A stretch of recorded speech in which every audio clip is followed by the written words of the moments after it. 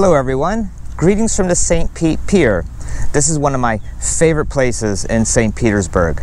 I come here a lot, especially this time of year in the fall when it's so nice to be outside. I thought, what better setting for this month's video in which I answer your questions about the US, Florida, or me personally. Thank you to everyone who submitted video questions. It's nice to finally have a face with a name. Without further ado, let's get to your questions. Hello Brian, hello from a rainy day in Germany. I have two questions, and the first one is, are there any no-go areas in Orlando, maybe? So-called no-go areas. And the second question is, where can I get my tickets for the attractions and for the theme parks? Is it possible to get it online before the trip, or is it better to buy them at place? That's it. Thank you very much. Have a nice day. I lived in Orlando from 2002 to 2004. In general, Orlando is a very safe city. Because its economy depends on tourism, there's a large police presence there to ensure safety. That being said, every city has some areas that you should avoid. This is a map I put together of the high crime areas in Orlando. As you can see, none of them are near the theme parks. To your second question, yes, you can order theme park tickets online. I'll put the links for Disney World, SeaWorld, and Universal Studios in the video description below.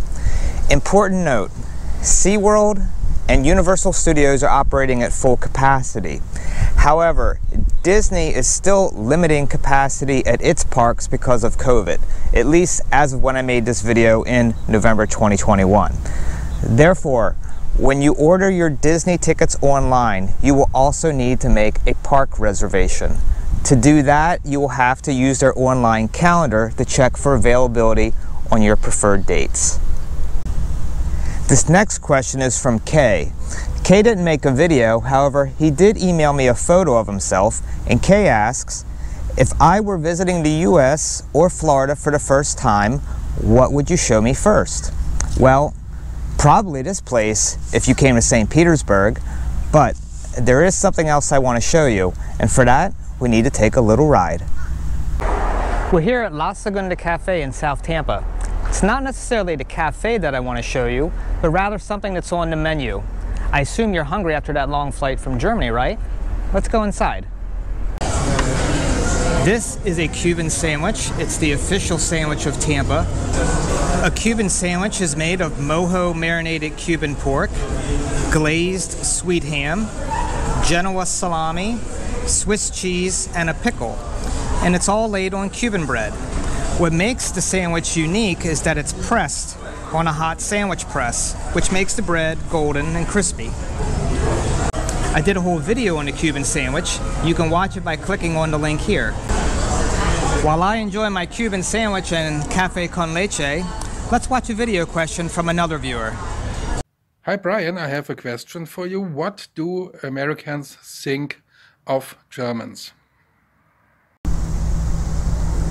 This question is from my friend Marcus. The US is a large country. It has a population of about 330 million people. Most Americans have never been to Germany or met a German. Consequently, their knowledge of Germans and Germany is limited to stereotypes they see in movies or on television. The funny thing about these stereotypes is that some of them are contradictory. On the one hand, Americans think Germans are cold and distant and have no sense of humor. On the other hand, Americans think all of Germany looks like Bavaria, and life in Germany is one big Oktoberfest, where the men wear lederhosen, the women wear dirndl, and everyone is drinking beer out of Maßkrüge.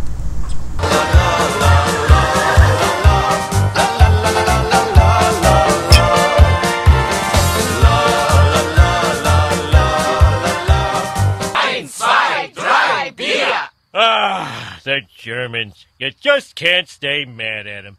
Well, I don't want to be a Gloomhilda. I guess one beer won't hurt. Isn't that a little big? You can just nurse it. Sorry, Marcus. That's what Americans think of Germans. Next question. Hallo Brian, viele Grüße aus Deutschland nach Florida. Viele Amerikaner empfinden uns Deutsche als unhöflich. Empfindest du das auch so? Und hast du deutsche Kollegen, wo du das bestätigen könntest? My experience has been the exact opposite. I've had the fortune of personally meeting several viewers here in St. Petersburg when they were here on vacation, and they have all been very polite and considerate. In fact, I still keep in touch with most of them. There are several other viewers who I have not yet met, but who I hope to one day. We chat pretty regularly via email, WhatsApp, or Skype, and I always look forward to my chats with them. I wouldn't say that if I found them impolite. I can only take a guess at where this reputation of Germans being impolite comes from. I think it may have something to do with two things. First, Germans are very direct with their speech. Second, Germans are more likely than Americans, or so I've heard, to say something if they see someone breaking a rule. Perhaps a funny illustration would help.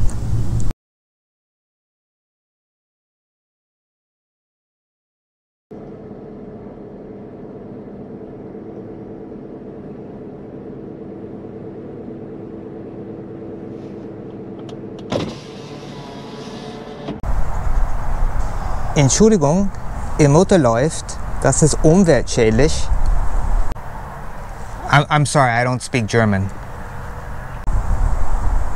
Your engine is running. Yes, I know. That is bad for the environment. Please turn your engine off. Is this a joke? Global warming is no joke. Please turn it off. Okay. In America, we generally don't say anything to someone if we see them committing some minor infraction. So for an example, if an American sees someone walking on the grass and there's a sign that says, "Don't walk on the grass," an American is not going to say anything to that person. Our attitude is, it's none of my business. It doesn't concern me. So I could see how an American in Germany might take getting corrected by a German the wrong way and regard it as impolite. Then, of course, that American gets back home and he or she tells all of his or her friends about it, and the reputation spreads. Hallo Brian, herzliche Grüße aus dem kalten Pulsnitz. Bei uns sind heute um die 0 Grad gewesen, also richtig schon ein bisschen Frost.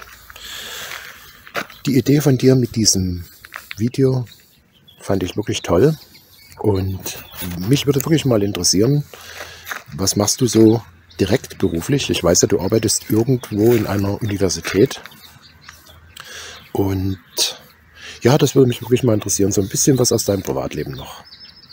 Herzliche Grüße aus Pulsnitz. HD. Hi HD, what do I do professionally? I am a transportation planner.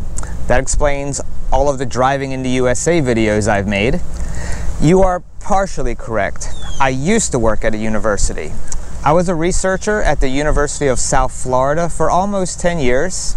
I did research on public transportation. Currently, I work at one of the transit agencies here in the Tampa Bay area.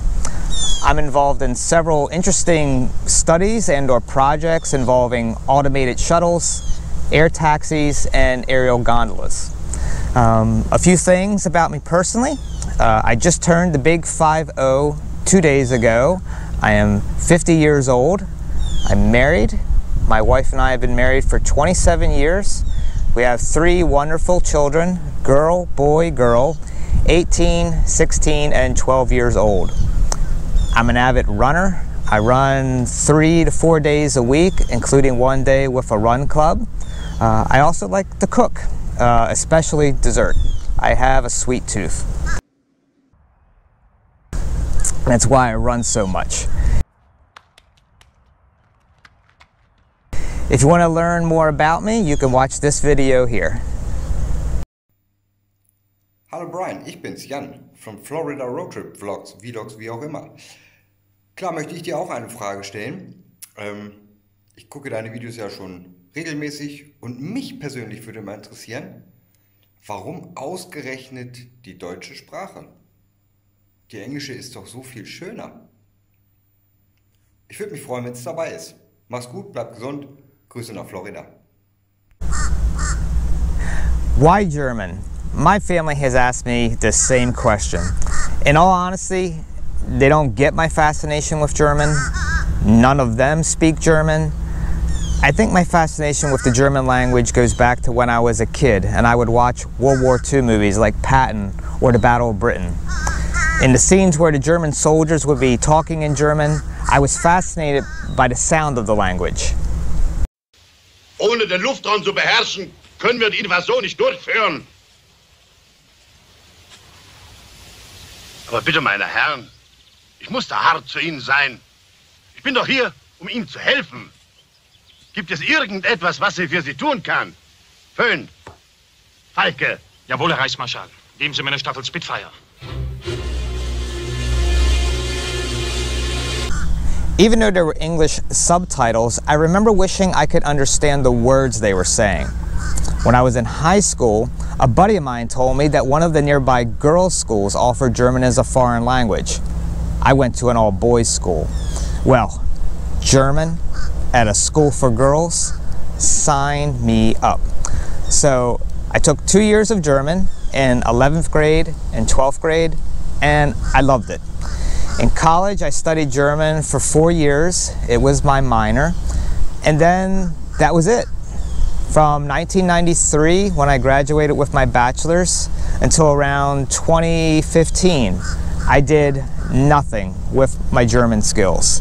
Then, around 2015, I stumbled upon a YouTube channel called Easy German, and I was hooked.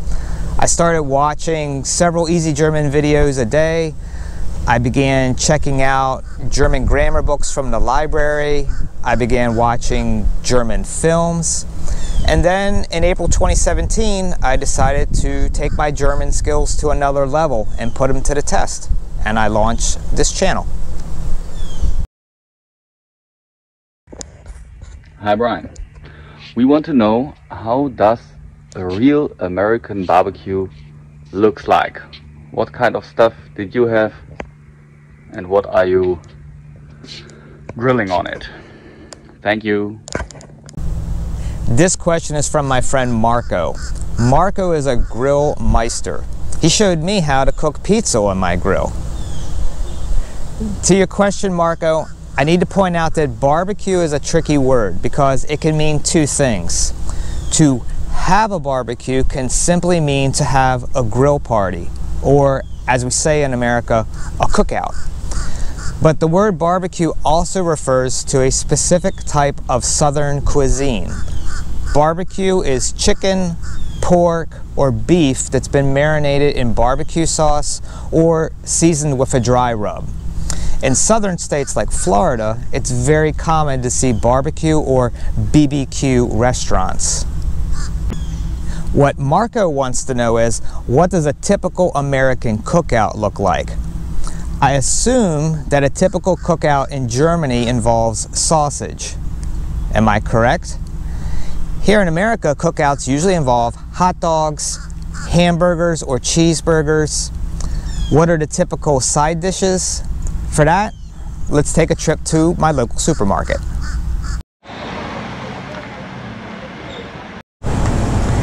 Here are some typical side dishes that you'll see at an American cookout. They include things like pasta salad,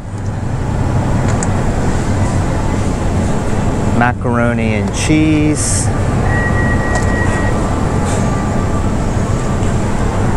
different types of potato salad,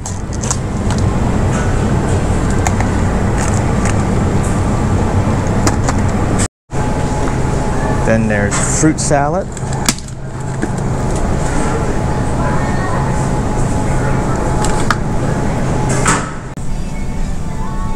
chips are always a good thing to bring to an American cookout.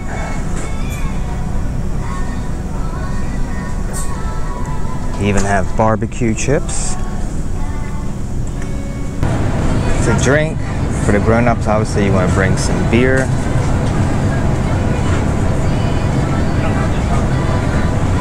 to drink. The kids will usually drink soda. Although sparkling water is getting more popular in the United States. Marco also asked me if we sit outside or inside for cookouts. We generally sit outside. Most houses in Florida have a screen porch with a ceiling fan where you can sit outside and be out of the sun and away from the bugs. So that's all for today. Thanks again to everyone who submitted questions. I have 2 questions for you all. First, what stereotypes do Germans believe about Americans? Second, if you've been to America or know Americans, do you think these stereotypes are accurate? Thanks for watching, and until next month from Fahrschein nach Florida, euer Fahrschein zum Sonnenschein. Bye!